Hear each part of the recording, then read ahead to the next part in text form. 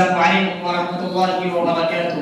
الحمد لله رب العالمين والصلاة والسلام على رسوله الكريم. أما بعد فأعوذ بالله من الشيطان الرجيم. بسم الله الرحمن الرحيم. وما أرسلناك إلا رحمة للعالمين.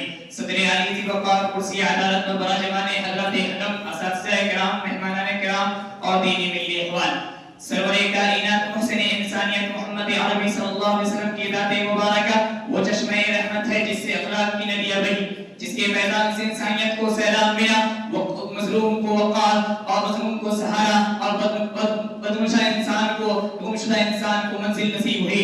اپود گزر کے انتقام کے ماحول میں اپود غزر کی سنجیدہ وسیع، اسی طرح انتقام کے ماحول میں اپود گزر کو انتقام کے ماحول میں اپود گزر کو بشکیا اور ابھی اللہ آپ صلی اللہ علیہ وسلم بحثت رحمت للعالمین بن کر اس دنیا میں مبعوث کیے گئے۔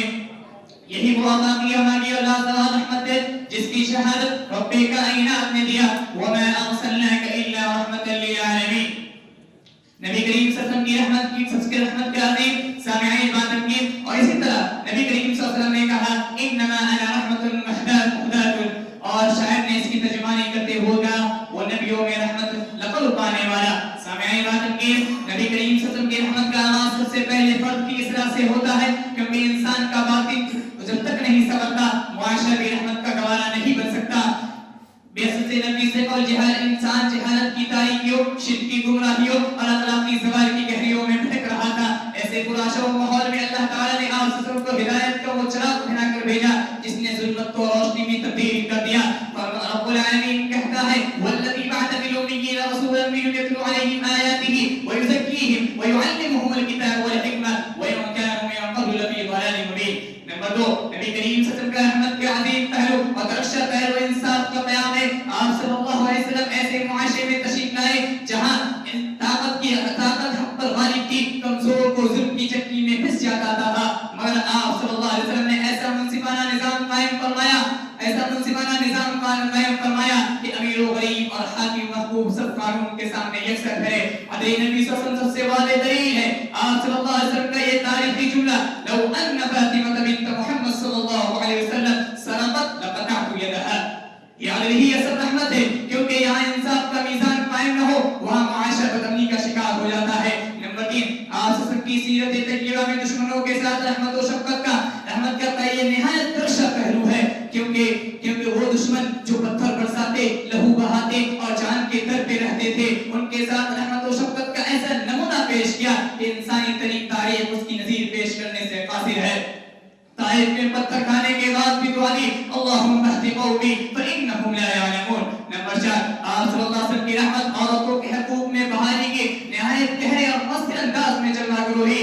اس دور میں عورت کو جب معاشرے میں محرومی، ذلت، اسی طرح بے قدری کا سامنا تھا، اسلام نے عزت، وراثت، تعلیم، تحفظ اور حق زندگی فراہم کیا۔ رب کائنات نے حکم دیا وعاشروہن بالمعروف، اور لہذا عورت کی عزت رحمت ہے، اگر اس کا پامال ہو جائے تو انسانیت زخمی ہو جاتی ہے۔ نمبر 5، نبی کریم صلی اللہ علیہ وسلم کی رحمت اخلاق حسنہ کی تعلیم میں بھی نمایاں ظاہر ہوتی ہے۔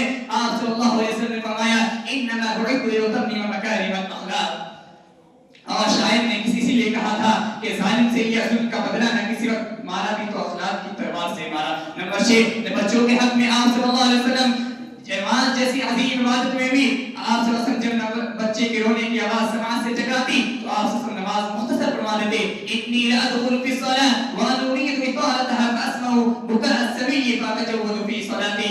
اسی طرح فقراء و مساکین کے ساتھ آپ صلی اللہ علیہ وسلم کی رحمت اس درجہ وسیع تھی کہ کوئی سائل کبھی خالی ہاتھ نہیں لوٹا۔ ما سئل رسول اللہ صلی اللہ علیہ وسلم قط فقال، اسی طرح جانوروں کے ساتھ بھی آپ صلی اللہ علیہ وسلم کا، اسی طرح خادموں کے ساتھ بھی آپ کا رحمت کا یہ عالم تھا کہ 10 برس خدمت کی، نہ کبھی ڈانٹا نہ ملامت کی۔ انس رضی اللہ کہتے ہیں خدمت رسول اللہ 17 سنین فقال لي اف قط۔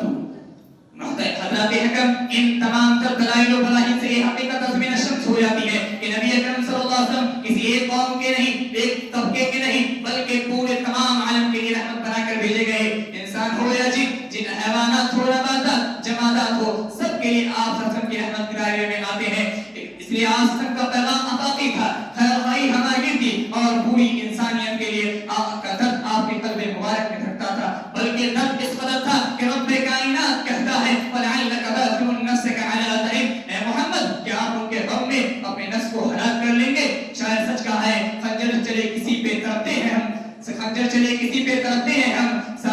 کا درد ہمارے جگر میں.